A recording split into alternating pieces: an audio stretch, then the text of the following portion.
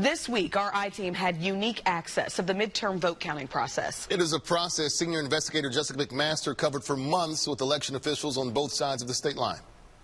We campaigned 4 years ago saying trusted results. You may not like Kansas Secretary of State Scott Schwab says he's battled false allegations of election fraud since the 2020 election. That's why we wanted to show you the process of making sure that every vote counts and have you meet those people who are running our polls locally. Our senior investigative reporter Jessica McMaster helps answer those questions by going behind the scenes with election leaders in Missouri.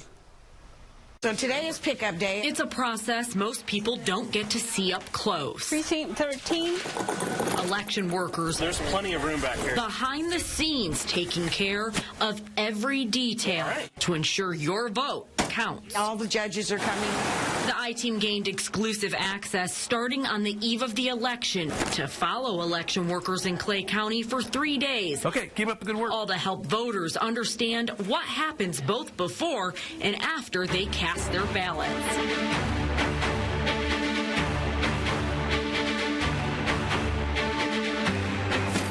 The day before the election, 83 pieces of equipment and materials, one for every precinct, are moved out of the Board of Election Commissioners. 3 plugs. Where's the hot spot? And loaded into the cars of judges who will take it all to the polls. Poll books, ballots, roster books with every registered voter's name on it. It's a multi-layered process to make sure what's in those bags remains secure, says Republican Director of Elections Patty Lamb. It's tamper-proof. The judges can't get in.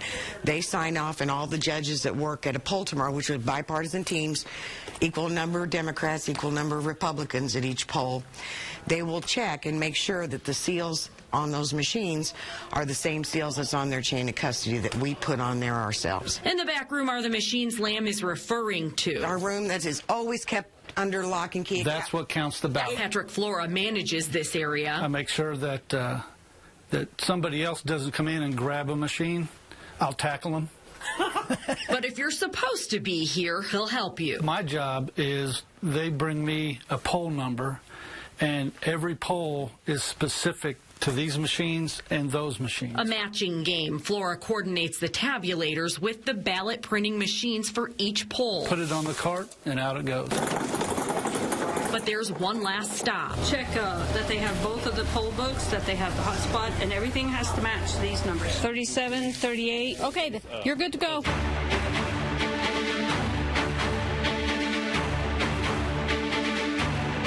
Okay. Then it's time to cast your ballots. Election workers like Art Crabtree, one of the county's roving deputies, I do this route a lot. are responsible for making sure the polls run smoothly. We are headed to Pleasant Valley Baptist Church to deliver more ink pens. They are running low. And then we need to do our routine checks on the precincts that are there. We rode along with him as he helped troubleshoot. I'm going to go down here and take the back way in. Crabtree drives from poll to poll. We just go by and talk to the judges. Stan, how you doing, sir? Make sure they have what they need. Any questions, comments, needs? Pens. If they have any questions on anything. If you need anything, you just holler, let me know.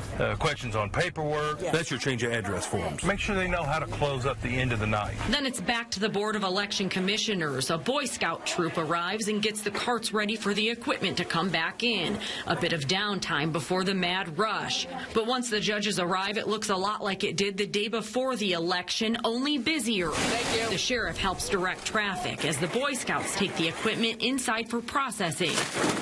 Is that everything? Your votes are on those carts. Everything sealed and secured. The poll numbers are signed back in, and here's the part voters may be most interested in.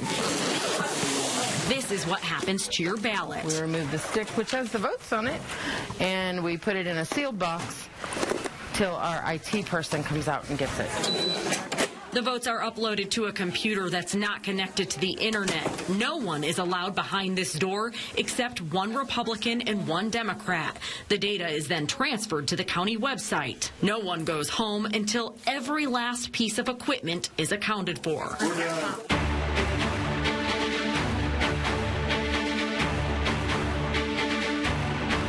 time is gone. The staff returns the morning after the election to conduct its post-election audit. This is how they ensure every vote is accounted for. One of the first steps we'll do is we take what we call our tally book. Behind another locked door, a verification team checks to see if the number of people who sign the poll books matches the number of ballots printed from the machines. And is this bipartisan? It is. These are all the judges that worked at this particular poll yesterday. Once the poll book is matched to the number of ballots comes the real work. They will do a hand count.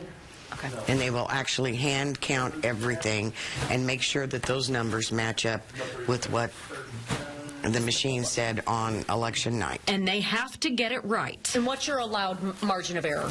By statute, we are allowed to be off within three within each poll. Very small. Very small, and we don't even like that. Here, roll that card around here. Even after all the votes are accounted for, there's still more work to be done.